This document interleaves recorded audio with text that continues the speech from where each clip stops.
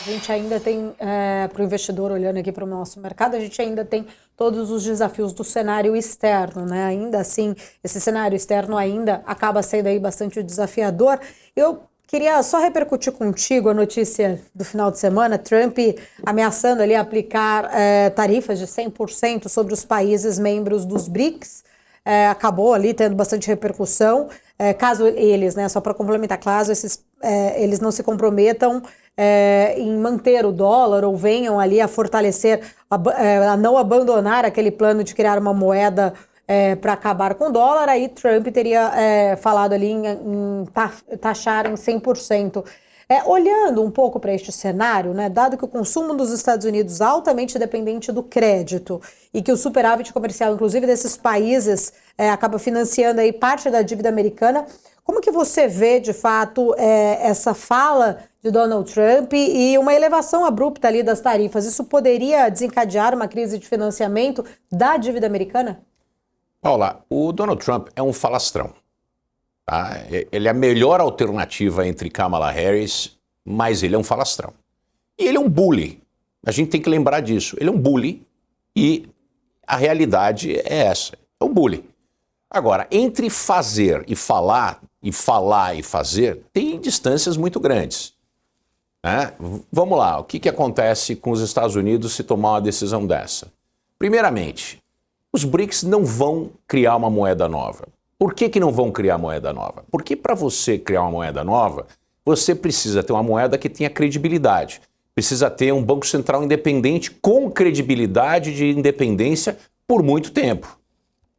Qual seria o Banco Central entre os BRICS? O Banco Central chinês, que é comandado pelo Partido Comunista? Porque dentro dessa cesta, se a gente comparar, por exemplo, com o euro, o marco alemão, que é a base do euro, na questão BRICS seria o yuan, o renminbi. Né? Então, como é que ficaria isso se eu tenho um Banco Central cuja responsabilidade é aumentar artificialmente a competitividade do produto chinês para ser exportado?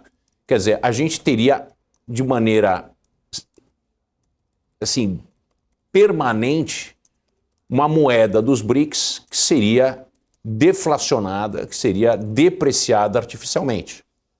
Legal, né? A gente exporta mais. Tá? Isso aí, se eu não tiver acesso aos Estados Unidos, aos mercados chaves, como Europa, Austrália, Japão, o mundo civilizado,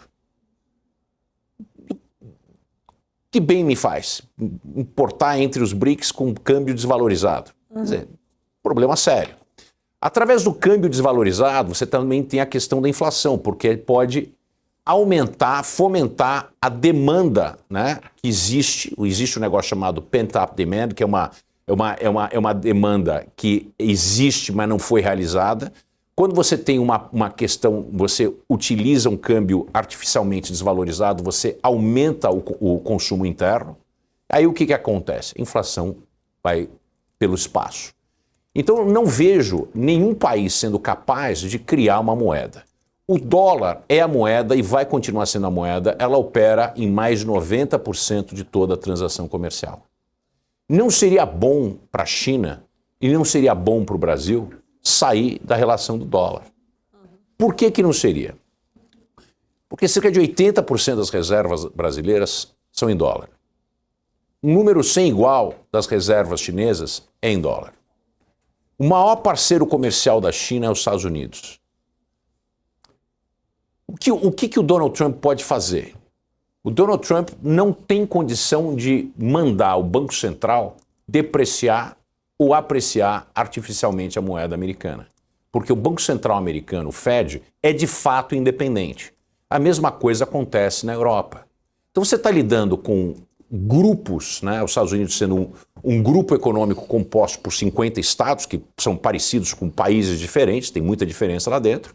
Você tem uma zona, né, de operação financeira e de moeda comum, que é a Europa, que funciona como os Estados Unidos da Europa, né, com uma independência do Banco Central. Os BRICS não têm uma contrapartida de um Banco Central de fato independente. Agora tem um ponto que foi levantado durante o final de semana pelo Wall Street Journal, que é muito, muito relevante.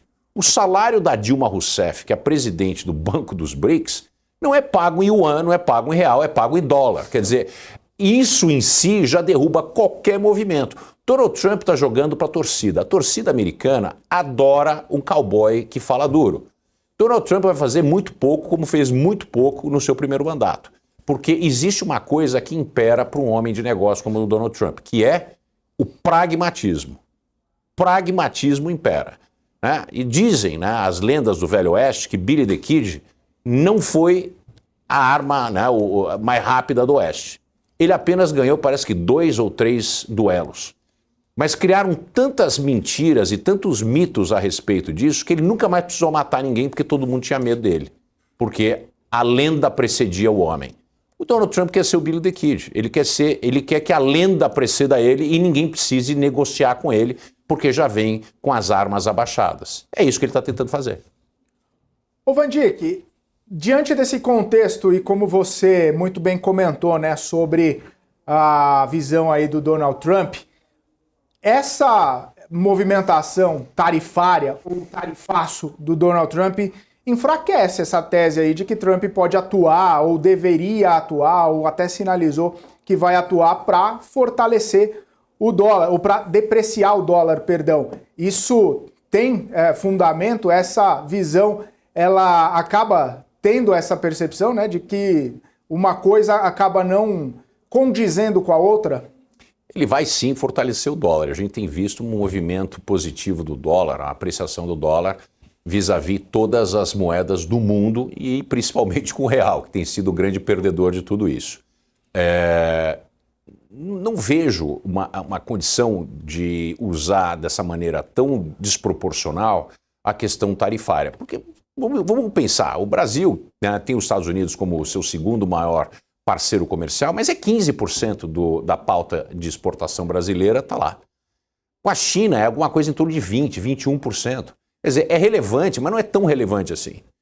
Existe o terceiro mundo que está ávido para consumir todo tipo de bujinganga chinesa, principalmente carro elétrico, esse tipo de coisa. Quer dizer, então é uma ameaça meio que velada, mas vazia. Né? Velada não, né? Porque ele já abriu o jogo, mas é uma ameaça vazia. Porque não tem muito a ser feito. Né? A minha preocupação com o Brasil, e essa é a única preocupação que é válida, é o fato dos Estados Unidos serem o maior comprador, nosso maior mercado consumidor, do pouco que a gente produz aqui no país, né, de valor adicionado, que não é commodity. Os Estados Unidos, eles lideram com uma grande diferença ao resto do mundo. E principalmente quem se enfraquece com isso seria a Embraer, que exporta muito para os Estados Unidos e tem uma relação muito profícua com o consumo, principalmente de jatos de executivos, aviação executiva, e jatos para as empresas aéreas voarem regionais, né? Que quem comanda isso, quem praticamente opera isso aí, é a Embraer. Né? Então eu tenho muita preocupação com relação a isso, né? Que é o fato dos Estados Unidos serem o maior consumidor do pouco que é produzido aqui com valor adicionado. Agora, o resto é commodity. Commodity é commodity, tem um preço único e a gente vai desse jeito. Os Estados Unidos não é diferente de ninguém mais. Entendi que aí você falou, né? A chance também de ter uma nova moeda ali do BRICS muito pequena, as chances de Donald Trump também fazer isso baixas. A gente está testemunhando, então, na sua visão, quem realmente tem mais influência ou apenas quem faz mais barulho? Quem tem muito mais influência e que faz mais barulho. Os Estados Unidos é, de fato, a maior economia do mundo, é um poder hegemônico, é mais poderoso militarmente e economicamente do que o resto do mundo praticamente juntos. Você precisa de todos os países, por exemplo, você precisa de os 10 maiores forças militares do mundo juntas para chegar perto do gasto americano. Obviamente, a China não é um desafio para os Estados Unidos, pelo menos não agora. A gente tem uma economia que é muito maior do que o resto do mundo. Então, a gente sente que os Estados Unidos, sim, perdeu espaço relativo para a China, porque a China cresceu muito, mas continua sendo dominante. O Donald Trump quer usar esse poder, né, o poder do bully, para fazer barulho e gritar alto para evitar de ter que negociar com outros países. Por exemplo, O Banco Central Europeu, a própria Christine Lagarde falou semana passada, fomentando a ideia de que os países europeus, a União Europeia, da zona do euro, deveriam comprar mais produtos americanos para impedir que houvesse uma pré-retaliação americana contra o fechamento do mercado europeu para produtos americanos. É exatamente isso que o Donald Trump quer. Ele não quer ter que levar essa conversa a sério, ele não tem que ter ele não quer ter a conversa. Então ele quer que as pessoas já cheguem com os braços abertos e que provavelmente deve acontecer em vários lugares. Deve acontecer principalmente na Europa, que é de fato muito fechada, não só a produtos americanos, a produtos de todas as espécies, mas inclusive dos americanos. E nessa até o Brasil se beneficia.